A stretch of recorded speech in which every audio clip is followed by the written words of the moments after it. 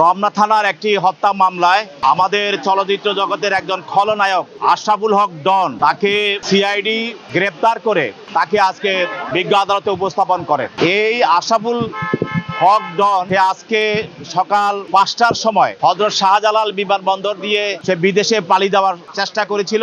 সেখানে ইমিগ্রেশন তাকে আটক করে, পরবর্তীতে সিআইডির কাছে তাকে হস্তান্তর করে এবং সিআইডি তাকে গ্রেপ্তার করে আদালতে উপস্থাপন করে। আপনারা জানেন যে আমাদের বাংলাদেশের চলচ্চিত্র জগতের একজন খুবই জনপ্রিয় নায়ক সালমান শাহ, যাকে আজ থেকে 30 বছর পূর্বে তাকে হত্যা করা হয়েছিল। এই হত্যা মামলার পরবর্তীতে তার মামা এই মামলা দায়ের করে এবং এই মামলা দীর্ঘদিন তার মা, তার বাবা, সালমান শাহের বাবা দুইজনে এবং তার সালমান শাহর ফ্যানেরা আন্দোলন সংগ্রাম করে এ পরবর্তীতে বিজ্ঞ আদালত থেকে আদেশ নিয়ে এই মামলাটি রমনা থানায় একটি হত্যা মামলা দায়ের হয় এবং এই মামলার 4 নম্বর আসামি হলো আজকের আশরাফুল হক ডন। এই মামলার 1 নম্বর আসামি হলো সালমান শাহর হত্যাকারী একজন, তার স্ত্রী সামিরা হক, এবং 2 নম্বর আসামি হলো আরেকজন হত্যাকারী তার আজিজ মোহাম্মদ ভাই, আরেকজন হত্যাকারী 3 নম্বর মা মানে সামিরা হকের মা, 3 নম্বর আসামি লুসি, এবং 4 নম্বর আসামি হলো আজকের এই ডন।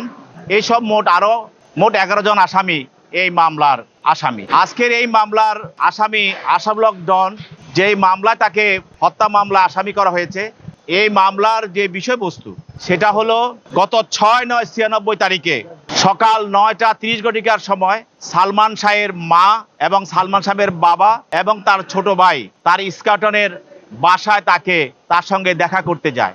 এরপর তাকে সেখানে সামিরার লোকজন তাকে দেখতে দেয় নাই এবং তারা বলছে সে রেস্ট নিচ্ছে, ঘুমিয়ে আছে। তারপরে তাকে সেখান থেকে তারা বিতাড়িত করে, তারা চলে আসে। এরপরে রাত 11টার দিকে 11:30টার সময় সেখানে একজন প্রোডাকশন ম্যানেজার সে ফোন করে জানায় সালমান শাহের মাকে বা বাবাকে যে সালমান শাহের অবস্থা খুব খারাপ, সেই জন্য কি অবস্থায় আছে আপনারা আসেন। তখন তারা সেখানে যায়, যাওয়ার পরে তাকে দেখে যে সে মুমূর্ষু অবস্থায় পড়ে আছে এবং তারা দেখতে পায় যে তার অবস্থা খুবই শোচনীয় এবং প্রায় সে মৃত।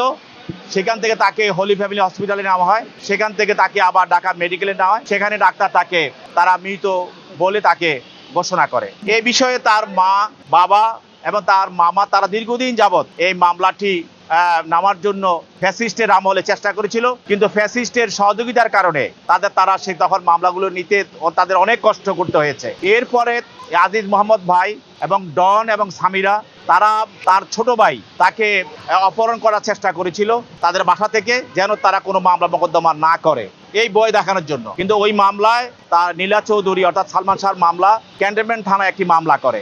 সেই মামলায় একজন আসামি, তার নাম হলো জাবেদ রিজভী আহমেদ ওরফে ফরহাদ, তাকে আসামি করা হয় এবং সেও আবার এই হত্যা মামলারও আসামি। সেই মামলায় সে আদালতে এসে স্বীকারোক্তিমূলক জবানবন্দি দেয় এবং 164 দেয় এবং এই 164 স্বীকারোক্তিমূলক জবানবন্দি দিয়া বলে যে ডনের সঙ্গে তার পরিচয় এবং ওই মামলার আসামি ফারুক জাবেদের সঙ্গে তার পরিচয় এবং আজিজ মোহাম্মদ ভাই এবং সামিরা 12 লক্ষ টাকার বিনিময়ে ডনকে তারা ঠিক করেছিল তাকে হত্যা করার জন্য।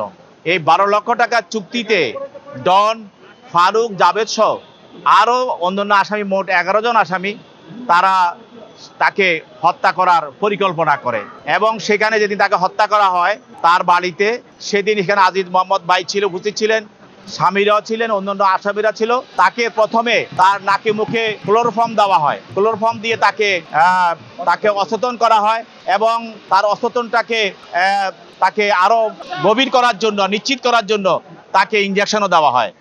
তারপরে পরবর্তীতে তার মৃত্যুটাকে নিশ্চিত হওয়ার পর তাকে ফ্যানের সঙ্গে দড়ি দিয়ে ঝুলিয়ে রাখা হয় এবং এই যে তাকে ঝুলিয়ে রাখা হয়েছিল, যে দড়িটি সেখানে ব্যবহার করা হয়েছে, সেটা ডন তার স্বীকারোক্তিমূলক জবানবন্দি মতে ডন নিজে তার মাথায় বেঁধে সেখানে নিয়ে গিয়েছিল। এই জবানবন্দির ভিত্তিতে পরবর্তীতে আদালত এই সালমান শাহের হত্যা মামলাটি বিজ্ঞ আদালতে থানায় গ্রহণ করে এবং সেই মামলার আসামি হিসাবে আজকে ডনকে গ্রেপ্তার করে বিজ্ঞ আদালতে উপস্থাপন করা হয়।